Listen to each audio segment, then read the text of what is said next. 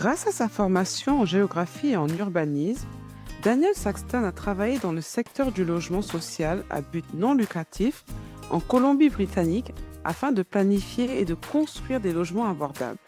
Cette expérience a renforcé son engagement envers le développement communautaire ainsi qu'envers les liens entre les personnes, les lieux et les communautés.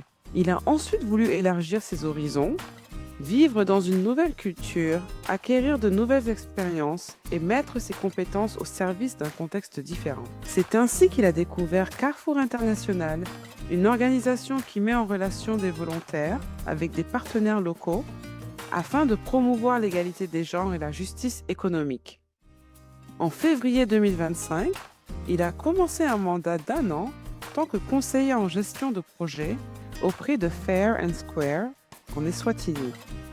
Fair and Square est une organisation dirigée par des femmes qui soutient les petites et moyennes entreprises à travers l'Afrique australe. L'organisation offre des formations, du conseil aux entreprises et des activités de plaidoyer fondées sur les principes de commerce équitable, afin d'aider les femmes et les jeunes à accéder à des emplois décents et à des opportunités économiques.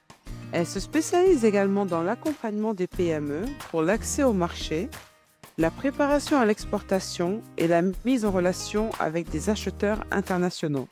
Dans son rôle chez Fair and Square, il se concentre sur le renforcement des systèmes de gestion de projet ainsi que sur le développement des capacités opérationnelles du personnel afin de leur permettre d'élargir leur accès aux marchés régionaux et internationaux. Le volontariat à l'international transforme notre façon de voir le monde. On ne fait pas qu'offrir son temps, on acquiert une meilleure compréhension de l'humilité et un profond respect pour la résilience des personnes avec qui l'on travaille.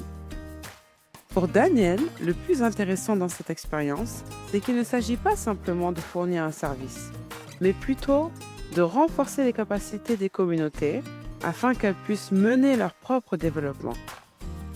C'est ainsi que se produisent des changements réels et durables.